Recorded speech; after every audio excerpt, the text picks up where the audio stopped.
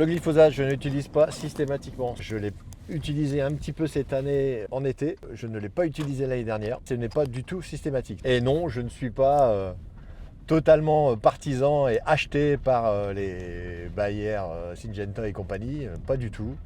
Je suis décisionnaire sur ma ferme et j'utilise l'outil parce que j'ai décidé et je suis formé et j'ai fait un constat, une mauvaise herbe. Une fois que tu as fait ton constat, tu demandes une ordonnance à ton pharmacien, tu prends le produit, tu sors l'infirmier et tu l'appliques. On n'est plus du tout dans la systémie en fait. Alors voilà la pharmacie. Sachant que cette pharmacie est remplie de médicaments des plantes qui ont toutes des autorisations de mise sur le marché, des AMM. J'ai mon diplôme qui s'appelle le certificato et lui c'est fermé à clé, c'est obligatoire. Donc le sujet du jour c'est le glyphosate. Donc je vais te chercher du glyphosate. Je sais où c'est parce que c'est rangé par catégorie, c'est hyper contrôlé, donc je sais où est ce produit. Voilà, 540 grammes pour 1 litre de glyphosate. Aujourd'hui en France, tu ne dois pas dépasser les 1080 grammes pour 1 hectare de cette matière active. Ailleurs dans le monde, c'est pas ça du tout. Je vais encore parler des Brésiliens qui eux mettent à peu près 15-20 litres minimum pour 1 hectare et qui en plus s'autorise à le mettre sur culture. Moi, je ne le mets jamais sur culture, jamais. Je ne le mets que entre les cultures, c'est-à-dire principalement l'été et début d'automne. Ces 1080 grammes là réglementaires ne seront pas les mêmes pour un futur européen ukrainien ou même un roumain ou même un polonais, parce que nous, on s'est mis une contrainte aussi en France, c'est qu'on ne le met pas sur labour. Bon, voilà l'infirmier. Donc c'est bien ici que je vais préparer ce qu'on appelle le mélange ou la bouillie. Je ne mets pas 100% de produit dans un pulvérisateur. Ici tu as 4000 litres. Si je fais 40 hectares et que pour ce produit-là, je dois mettre 2 litres hectare, je vais donc mettre 80 litres de glyphosate. Et je mets 3920 litres d'eau. Il y a 3920 litres d'eau et 80 litres de matière active, pas plus. Le but étant qu'il n'y ait jamais une seule goutte qui parte sur le sol en ruissellement ou dans l'eau. Ça c'est une bineuse, donc c'est donc une solution de désherbage mécanique. Ces dents-là, ces roues-là, si ton terrain est noyé humide, ça colle, ça passe pas, ça fait boule de neige, déjà le tracteur il passe pas, il n'y a rien qui passe. Donc c'est une bonne solution, mais qui n'est pas 100% fiable, 100% utilisable. Donc si tu n'as pas pu faire de désherbage mécanique, si tu n'as pas l'outil de secours chimie dans ta caisse à outils, tu fais quoi? Ta plante va se développer, tu vas y aller avec quand même plus tard, mais sauf que ta mauvaise herbe, ton adventice, elle va être vraiment beaucoup plus développée. Et est-ce que tu arriveras à éliminer ta culture avec ta solution mécanique? Peut-être pas. Et c'est peut-être en fait qui nous pose problème.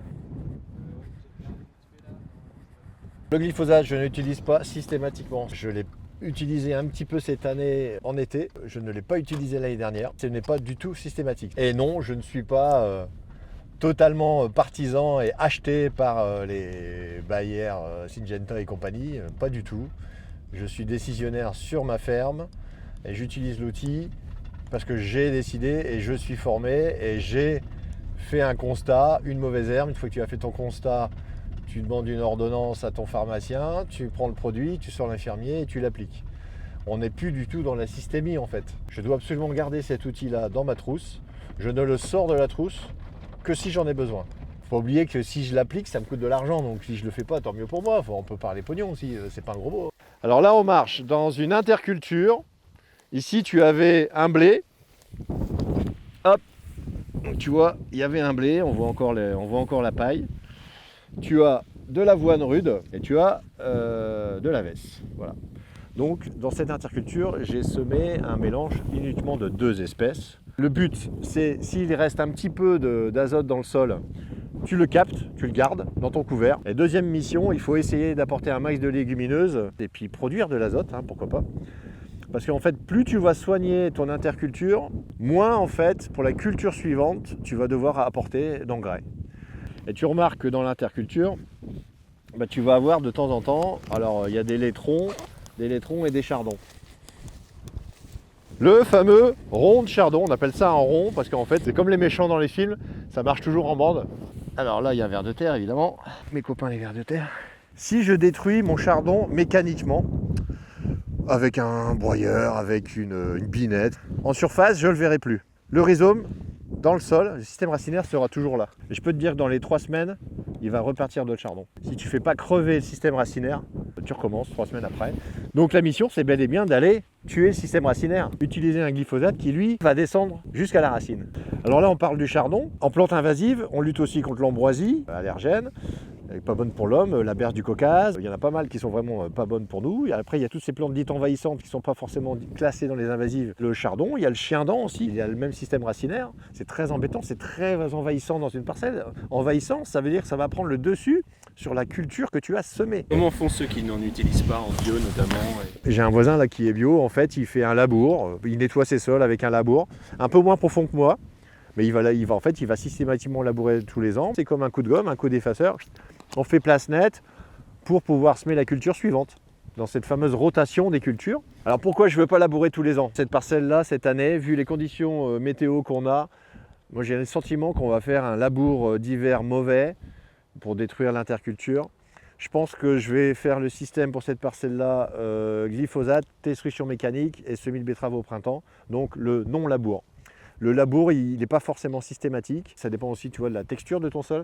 Est-ce qu'il y a beaucoup d'argile ou pas? Quoi qu'il arrive, on s'adapte toujours à notre contexte pédoclimatique. Donc, c'est-à-dire notre climat, notre sol, notre environnement économique. Et je ne peux pas entendre ces discours qui vont dire, même au niveau national, il y a une solution et pour tout le monde et pour toute la France. On doit vraiment adapter les politiques agricoles et toutes les réglementations en local. Je sais que c'est infaisable, je sais qu'il faut un cadre, mais du coup, est-ce qu'il ne faut pas laisser vachement de souplesse en fait? C'est quoi la souplesse? C'est le bon sens paysan. Faites-nous confiance, on est formés, on sait faire, c'est notre truc. Moi, je respecte toutes les réglementations et Dieu sait si on en a bien plus que nos voisins d'ailleurs. Pourquoi on ne passerait pas tous en bio? C'est un peu ce que veulent beaucoup d'écologistes et surtout même l'Union européenne. En fait, il y a des marchés, alors il y en a plein qui disent que oui, la loi des marchés, l'offre et la demande, c'est pas comme ça qu'il faut raisonner, mais enfin c'est des faits quand même. On a, je crois, presque 13% de surface agricole française en bio. Vouloir faire 30-40%, c'est pas raisonnable par rapport à cette demande-là en fait. Si tous les Français veulent vraiment du bio et sont prêts à payer, parce que c'est quand même pas le même tarif, le bio, allons-y, voilà, pas de problème. Mais attention, si on s'y colle tous, la surface française, elle est quand même importante. Donc ça va faire du volume. Si on prend l'exemple des œufs et du lait, où aujourd'hui il y a beaucoup trop d'œufs et de lait bio, et aujourd'hui ça se casse un peu la figure, c'est dommage parce que tu auras converti des gens qui auront fait des efforts, et au bout ils n'auront même pas le prix. Quand je dis pas le prix, c'est-à-dire qu'ils n'auront pas forcément de plus-value par rapport à du conventionnel.